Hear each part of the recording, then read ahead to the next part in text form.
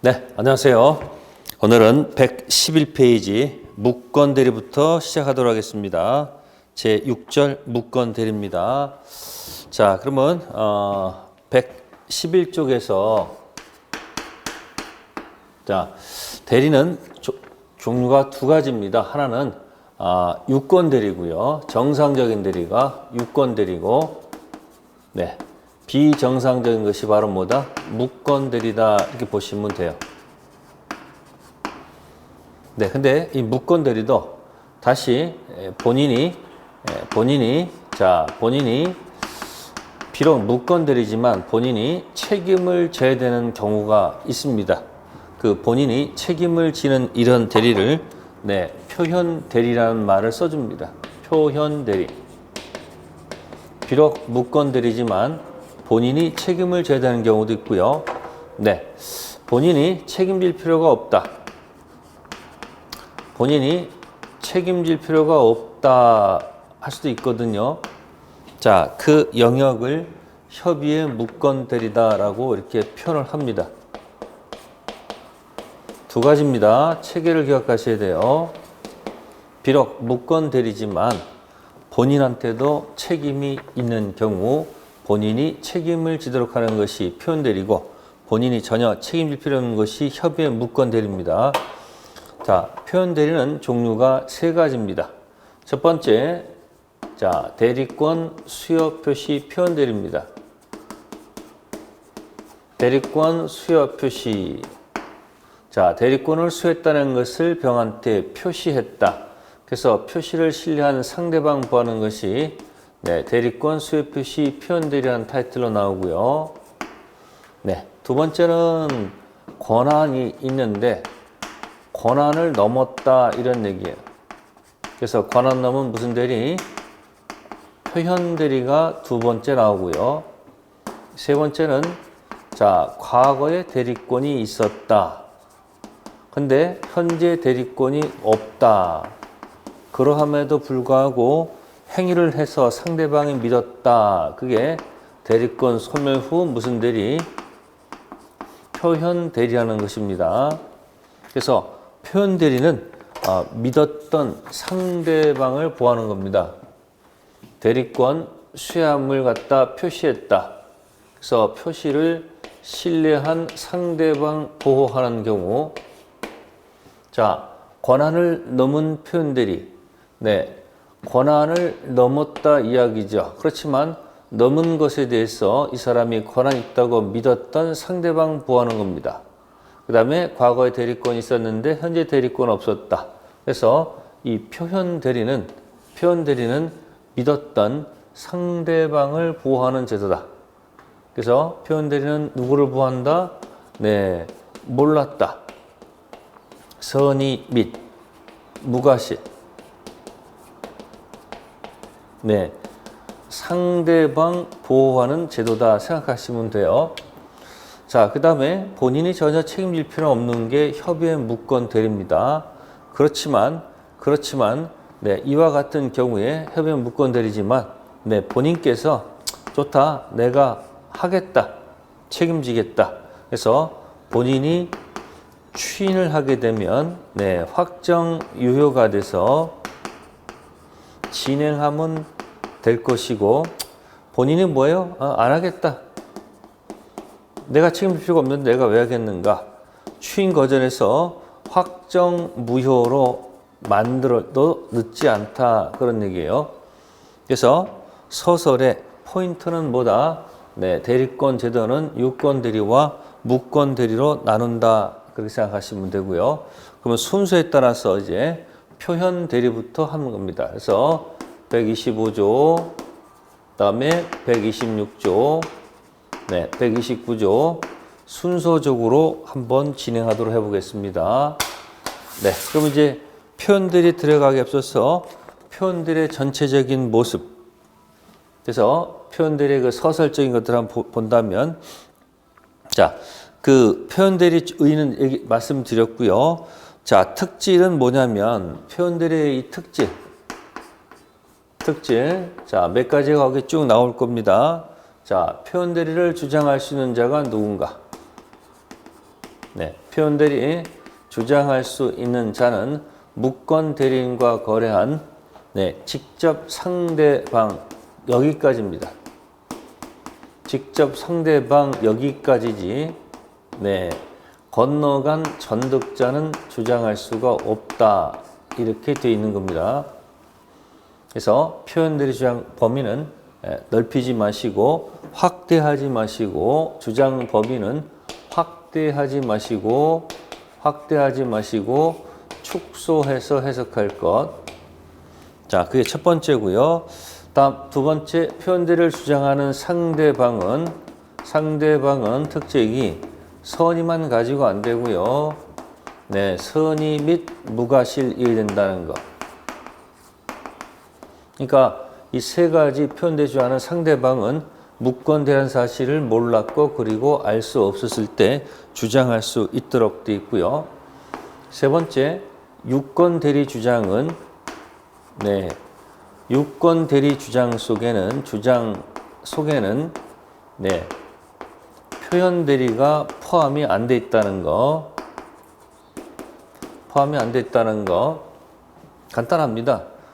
표현대리는 무권대리지 유권대리가 아니기 때문에 따라서 유권대리 주장 속에는 표현대리 포함되어 있지 않기 때문에 표현대리를 주장하지 않는 한 법원에서는 판단해 주지 않는다는 뜻이 될 것이고요. 자, 그 다음에 표현대리가 인정되면 과실상계 법률을 절대 적용하지 않습니다. 과실상계 법률을 요추 적용하지 않습니다.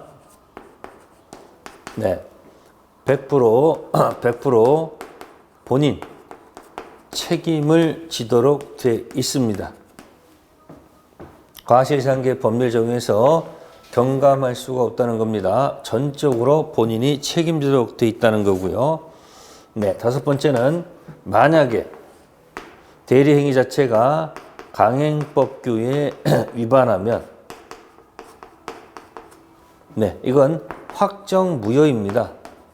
그래서 확정무효일 때는 표현대리를 적용해서는 안 되겠죠. 적용할 수는 없다는 거죠. 표현대리가 인정되면 유효가 될 수 있다는 얘기거든요. 따라서 강행법규 위반하게 되면 확정무효가 되기 때문에 표현대리 적용해서는 안 된다는 거. 요 특질을 잘 좀 기억하시면 되겠습니다. 잘 좀 기억해 두세요. 특질.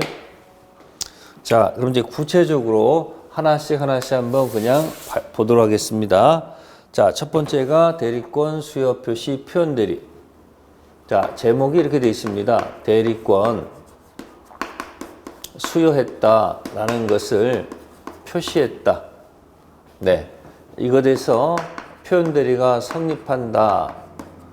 그런 얘기입니다. 자, 이거는 조문이 125조입니다. 책자로 간다면은 몇 페이지에 있을까요? 113쪽에 있네요. 자, 그럼 이건 예를 들어 볼게요. 갑이 위임장을 써줍니다. 자, 위임장을 써주게 되면 위임장에는 갑이 을한테 대리권 수요한다라고 적혀 있죠. 그래서 위임장을 줬는데 갑자기 갑이 을한테 전화해서 대리권 수요를 철회를 했습니다. 갑이 을한테 대리권 수요 행위를 철회했습니다. 근데 위임장은 회수를 안 했다는 겁니다. 근데 을이 하지 말아야 되는데 위임장을 갖고 있으니까 병한테 위임장을 제시를 합니다. 위임장을 병한테 제시를 하고 기어코 계약을 체결합니다. 그럼 위임장을 제시할 때 위임장에 대리권 수요가 적혀 있으니까 대리권 수요했다는 것을 병한테 표시한 꼴이 되죠. 그래서 병은 이 표시를 뭐해서 이 표시를 신뢰했지 않습니까? 신뢰했다는 얘기는 뭐다? 선의 및 무과실이다. 그런 뜻이에요. 그러면 아무리 여기서 이런 내부적인 이런 거 있다 하더라도 본인이 책임을 져야 된다. 그런 얘기야. 따라서 갑은 대리권 수여 표시한 표현들이 책임을 지도록 돼 있다. 그런 얘기. 왜? 표시를 신뢰한 상대방을 보아야 되기 때문에. 네. 그래서 이런 내용을 보시면 되고요. 여기서 이제 이 대리권 수여 표시 가지고 중요한 판례가 있어요. 네. 갑이 유명한 연예인입니다. 연예인이에요. 근데 이 사람의 이름을, 명의를 을이 사용하는 겁니다. 명의를 갖다가 뭐해서 대여해서 한 것처럼 해서 많은 사람으로부터 뭐한다? 회원을 모집합니다. 자, 회원 모집하게 되면 회비가 있겠죠. 네, 그럼 이제 을이 어떻게 할까요? 자, 이 회비를 모아서 어떻게 할까요? 자, 먹고 튀겠죠. 이때 회비를 낸 이 ABCD는 이 연예인을 상대로 해가지고 바로 대리권 수혜표시 표현대리 책임을 물을 수도 있다라는 것이 네, 거기 판례가 하나 있을 거예요. 네, 114페이지 보시면 네, 판례가 하나 있을 거예요. 114쪽에 네, 그 얘기하고 있는 거예요. 그래서 명의, 명칭을 이 사람이 명의를 사용하는 것을, 즉 명의 사용하는 것을 갑이 묵인했다 하더라도 이 사람은 대리권 수의 표시 표현들의 책임을 질 수 있다는 거. 그리고 하나 참고적으로 한다면은 아는 내용 읽어보시고 대리권 수요란 말은 이미 대리했으면 문제가 되기 때문에 네. 법정 대리는 적용할 수 없다는 거. 네. 그리고 표시하는 방법은 특정인한테 할 수도 있고요. 네. 표시할 때 특정인 할 때 수 있고요. 또 신문 광고를 통해서 네. 불특정 다수를 상대로 할 수도 있습니다. 그러니까 표시의 방법은 제한이 없습니다. 그러나 특정인에게 하게 되면 그 특정인하고 이렇게 계약을 했을 때 갑이 책임지는 것이지 이 특정 아닌 제3자를 했을 때는 본인이 책임질 일은 없겠죠. 자, 그런 건 이제 여러분들이 내용을 맞춰 가보세요. 네, 125조 대리권 수요 표시는 요 정도. 다음 두 번째 제일 많이 문제되는 것이 네, 권한을 넘은 표현대리입니다. 114페이지에 126조 네, 114페이지에 있습니다. 126조 제목이 뭘까요? 네, 권한 넘은 표현대리라고 적혀 있네요. 자, 잘 보시면 글자에서 의미가 딱 내포되어 있죠? 여기 권한이 있다는 거예요. 근데 권한이 있는데 이 권한을 갖다가 넘었다 이야기예요. 그러니까 권한을 뭐 했다? 초과했다 이런 얘기예요. 그럼 상대방은 네, 이 사람이 권한이 있다고 믿을 수밖에 없었다. 그런 얘기일 거예요. 그래서 권한 넘은 표현들이. 네, 그러면 가장 빈번히 일어나는 것이죠. 그러면 갑이 을한테 대리권을 주죠. 권한을 준다는 얘기죠. 권한. 그러면 을이 권한이 있을 거란 얘기죠. 대리권이 잠깐만요. 네. 갑이 을한테 대리권을 주면 이 사람은 권한이 있다 이야기예요. 권한이. 그러면 권한 내에서 하면 되는데 자, 권한을 만약에 뭐 했다? 넘었다는 얘기죠. 넘었다. 넘은 행위를 했을 때 병은 이 사람이 권한이 있다고 믿었다 그런 얘기예요. 그래서 상대방이 정당한 이유가 있다면 이것도 결국은 이런 거예요. 병이 무건대리지만 선의 및 무과실이라는 거 똑같습니다.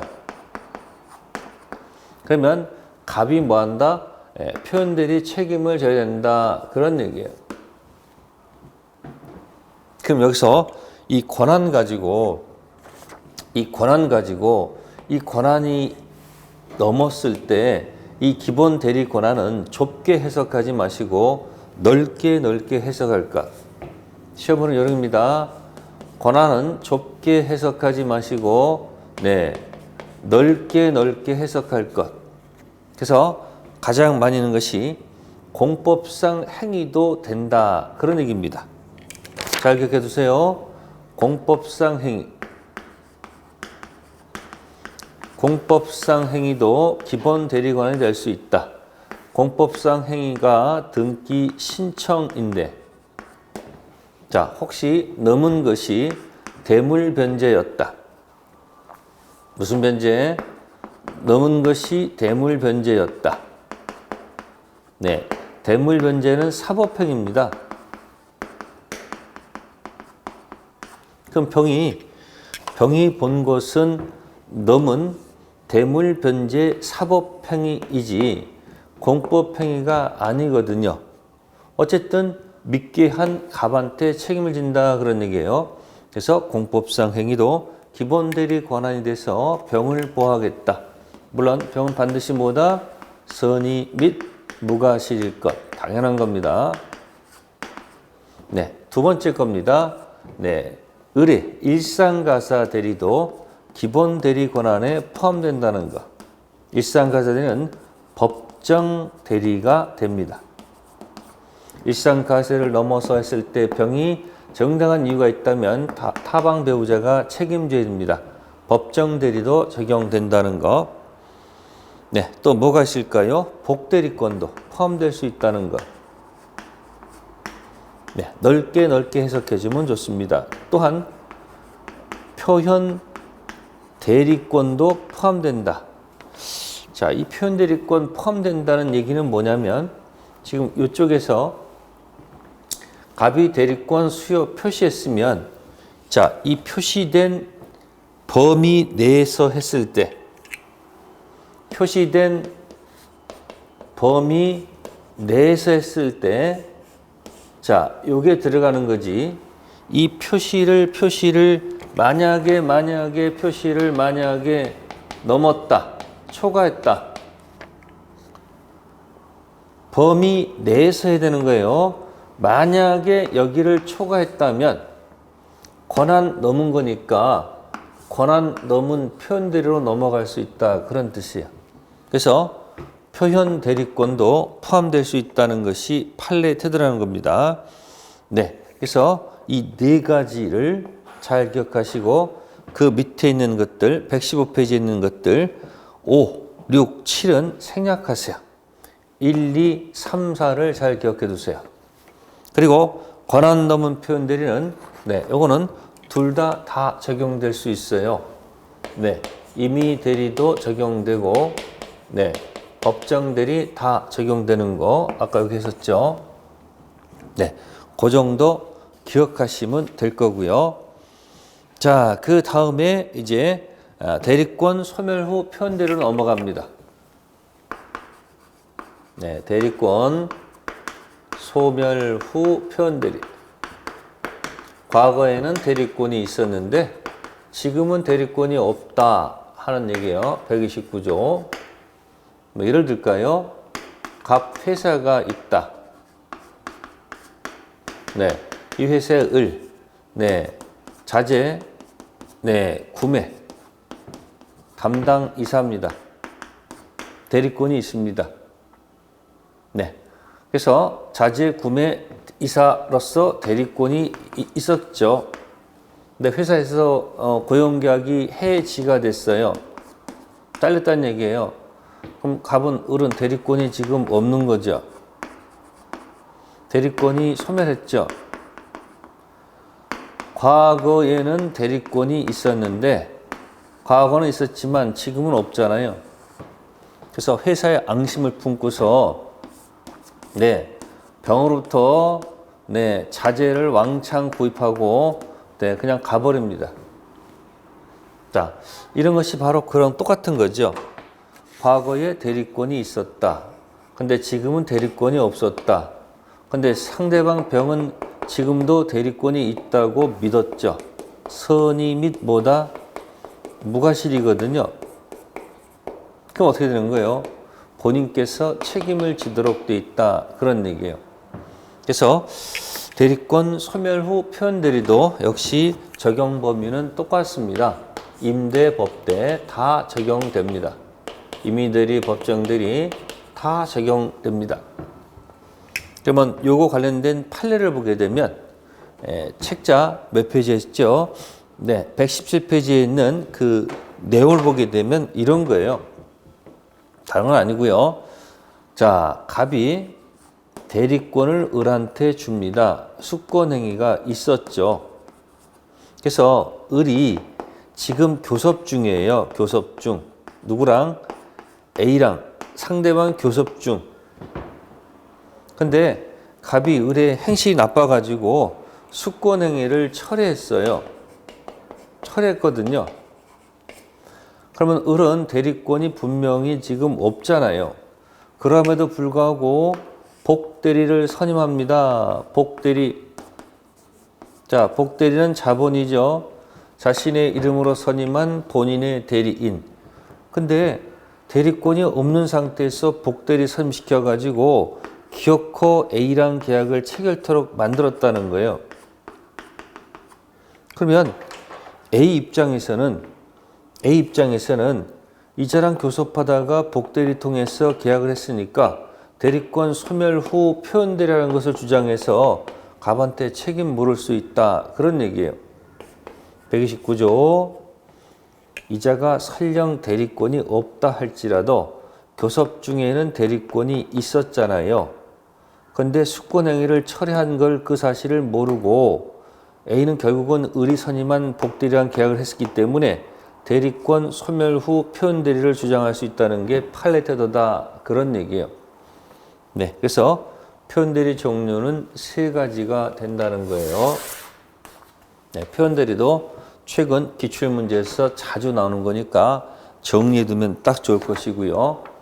자, 다음에는 이제 119쪽 가셔서 네, 협의의 무권 대리를 공부하도록 하겠습니다. 119쪽에 본인이 책임질 필요가 없는 거, 그게 무슨 대리다? 협의의 무권 대리다라고 생각하시면 돼요. 본인이 책임질 필요가 없습니다. 자, 이때 사람의 관계를 보게 되면 이렇죠. 본인이 있고요. 자, 본인이 있고 여기다 한번 사람을 써볼게요. 본인이 있습니다. 갑. 네. 그러면 여기 을이 있을 거예요. 을은 무권 대리이죠. 무권 대리입니다. 그래서 지금 상대방 병이 있다라고 한다면 지금 해외 무권 대리 중에서도 계약의 무권 대리에 집중하세요. 단독행위의 무권 대리에 집중하지 마시고 계약의 무권 대리에 집중하시면 돼요. 계약 중심으로만 얘기할게요. 그러면 지금 을하고 병하고 이렇게 계약한 거 아닙니까? 그죠? 근데 대리권이 없다. 그러면 이 계약 자체는 불확정 무효로 본다는 겁니다. 확정 무효가 아니고 불확정 무효라고 보는 겁니다. 무슨 무효요? 협의 무권 대리는 불확정 무효 상태에 있다고 보는 거예요. 확정 무효가 아닙니다. 이 계약 자체가. 자, 이때 병은 X 마스크예요. 할 말 없습니다. 책임질 밖에 없지 않습니까? 그래서 무권 대리는 나중에 최악 경우는 책임을 지는 거니까 일단 갑하고 상대방 관계로 들어가서 본인이 추후로 인정하거나 또는 추인 거절 선택할 수가 있다는 겁니다. 추인하거나 추인 거절할 수 있다는 겁니다. 또 상대방도 또 큰 건 아니지만 상대방도 권리가 있어요. 그게 뭐냐면 한번 찔러볼 수는 있다. 최고 해볼 수가 있다. 그런 얘기예요. 3. 아니면 나도 하기 싫어. 그만둘래. 네, 철회할 수 있다. 그 얘기입니다. 그래서 본인이 갖는 권리는 추인과 추인 거절이 있고 상대방 권리는 최고와 철회가 있습니다. 그리고 갑병 간의 공격 방어가 안 됐을 때 마지막에는 무권 대리는 책임을 지면 되는 거예요. 자, 책임 문제는 나중에 지는 거고 지금은 갑병 간의 공방을 보면 된다 그런 얘기예요. 자, 갑하고 병 사이에서 자, 본인은 추인권, 추인 거절권, 상대방은 최고권, 철회권. 그러면 특징, 이 계약이 지금 불확정 무효니까 자, 먼저 결정할게요. 추후로 인정하면 이 계약은 확정 유효가 될 겁니다. 먼저 결과부터 기억하시는 거예요. 확정 유효가 됩니다. 내가 인정하겠다. 그럼 확정 유효가 되면 이 계약은 당연히 그때부터는 아니겠죠. 당연히 이건 언제부터가 아니고 그때부터다라고 하면 안 되죠. 그때부터가 아니고 언제부터? 처음부터 유효로 확정될 것이라는 것을 먼저 기억하셔야 됩니다. 다음, 추인 거절하면 이 계약은 뭐가 될 것이다? 인정 안 하겠다 그 얘기예요. 그럼 뭐예요? 이 계약은 뭐가 된다? 확정 무효가 될 것이다. 먼저 결과부터 기억해 놓으라는 얘기예요. 자, 확정 유효, 확정 무효가 될 것이고 그럼 상대방의 최고는 뭐냐? 네, 최고는 독촉 한번 해보는 거예요. 찔러보는 겁니다. 뭘 독촉하는 걸까요? 네, 할 건지 말 건지. 그래서 최고해서 본인이 하겠다 안 하겠다 오면 좋은데 최고에 대해서 만약에 침묵을 지키면 일로 할까요? 최고에 대해서 본인이 만약에 침묵을 지킵니다.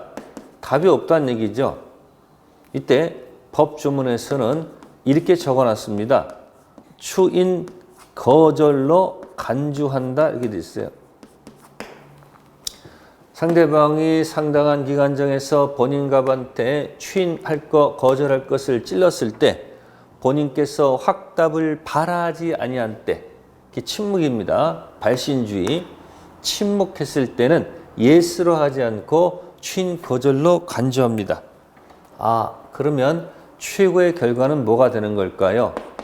네, 답이 없으면 확정 무효로 결정된다는 뜻이네요. 다음, 철회한다는 것은 나도 귀찮다, 안 하겠다. 내가 너랑 무슨 공방전을 하겠는가? 아, 귀찮다, 안 하겠다, 나도 끝내겠다. 네, 그거 하면은 확정 무효가 됩니다. 자, 이걸 먼저 효과를 먼저 결정한 다음에 그 안에 내용을 보셔야지 문제가 안 생깁니다. 그래서 본인이 추인할 수도 있고 거절할 수도 있다. 네. 그다음에 병이 찔러서 그래서 하나 팁 드리면 우리 공인중개사 심의 팁입니다. 기억해 두세요. 최고, 침묵, 영어로 노 이렇게 딱 결정해 두세요. 나중에 큰 힘을 발휘할 겁니다. 최고, 침묵, 노. 자, 그래놓고 안에 들어가서 한번 보도록 합시다. 자, 갑이 추인할 때 추인의 상대방은 보통 병이 맞죠. 근데 갑이 추인을 갖다가 혹시 을한테 할 수도 있어요. 가장 좋은 것은 일로 가는 게 가장 좋아요. 우리는 도달주의거든요. 따라서 추인을 갖다가 무권 대리한테 했을 때는 병이 알지 못했을 때는 확정유효를 주장할 수는 없겠죠. 자, 추인을 만약에 무권 대리한테 했을 때 아직 확정유효는 아니고 이게 여기 가서 이렇게 가야지 확정유효가 되잖아요. 근데 망나니 아들이 가다가 PC방 가가지고 게임하고 있어. 그럼 도달이 아직 안 됐잖아요. 그죠? 그럼 아직 확정유효가 아니죠. 이때 병이 이 철회를 들고 공격하면 철회가 될 수 있습니다. 그래서 추인은 을한테 할 수도 있다. 그러나 을한테 하더라도 병이 그 사실을 모르면 네, 확정 유효를 주장할 수는 없다 이야기 되겠죠. 그 정도는 기억해 둘 필요가 있을 거예요. 그러니까 가장 좋은 것은 병한테 다이렉트로 도달시키는 것이 좋다. 따라서 을이 병한테 있는데 을한테 있는데 병이 모르면 병은 모르니까 여기 와서 뭐 할 수 있다는 걸까요? 네, 철회할 수도 있다. 이렇게 해도 아무 관계 없을 거예요. 자, 그런 거 조심할 필요가 있다는 거. 취인의 상대방을 지금 말씀드린 거고. 자, 그 다음에 취인할 때는 네, 전부에 대해서 취인해야 되지. 네, 일부 취인 허용하지 않습니다. 또 변경을 간 취인도 인정할 수 없습니다. 반드시 전체에 대해서 취인하도록 되어 있다는 것. 그 다음에 가장 주인 포인트는요. 효과가 언제부터가 아니고 그때부터가 아니고 처음부터. 그래서 소급효가 인정된다는 것을 한번 기억해 두시고, 자, 취인 거절도 위랑 똑같습니다. 자, 취인 거절하게 되면 확정 무효가 됩니다. 네, 큰 의미는 없고요. 주로 여기서 연결되고요. 그 다음에 여기서 하나 조심할 것이 네, 본인이 사망했을 때 어떻게 될 것인가 하는 얘기예요. 본인이 취인해야 되는데 사망했어요.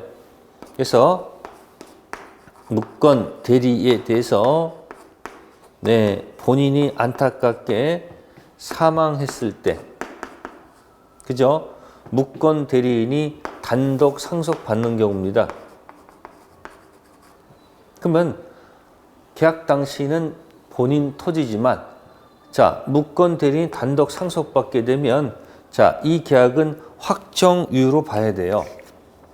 묵건 대리인인 계약할 때는 무슨 무효지만, 네, 불확정 무효 상태에 있어서 본인이 취인할까 하지 말까 걱정하다가 사망했을 때 단독 상속하게 되면 이 계약은 확정유효가 되는 거예요. 그러니까 결국은 자기 토지 판 꼴이 되겠죠.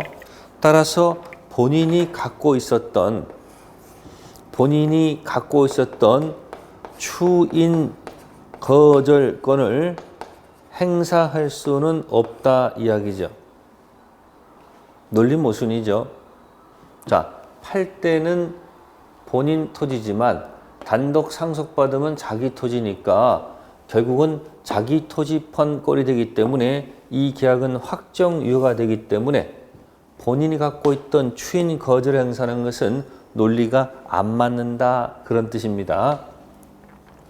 자, 그 다음에 최고는 얘기했습니다. 최고해서 추인 거절 물어봐서 결과 나오는 대로 가면 되고, 만약에 침묵이 나타난다면 확답을 바라지 아니한다.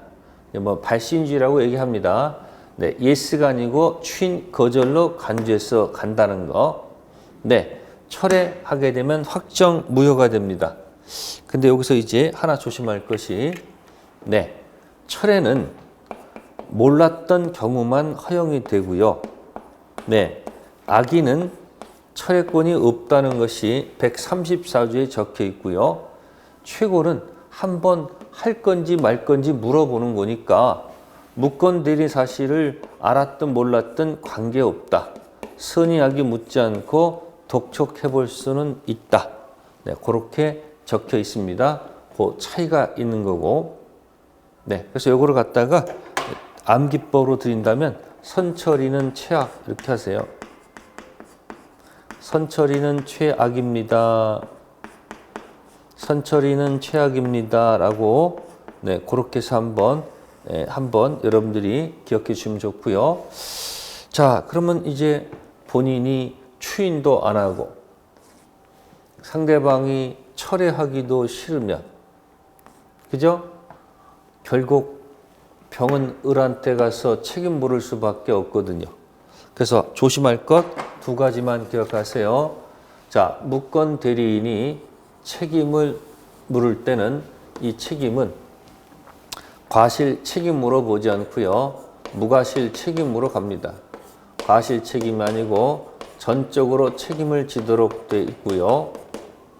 그다음에 을은 반드시 행위 능력자 이어야 된다는 거. 우리 민법에서는 제한 능력자한테는 책임을 묻지 않습니다. 따라서 책임을 인정받으려면 책임지기 위해서는 행위 능력자이어야 되고요. 그 다음에 병은 반드시 선의 및 무과실이어야지.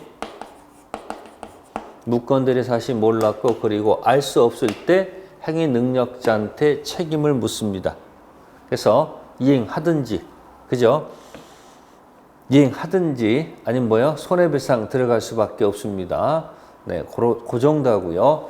이 단독행위 무건대리는 생략하겠습니다. 이거는 나중에 뭐 요약서라든지 또는 문제에서 나올 거예요.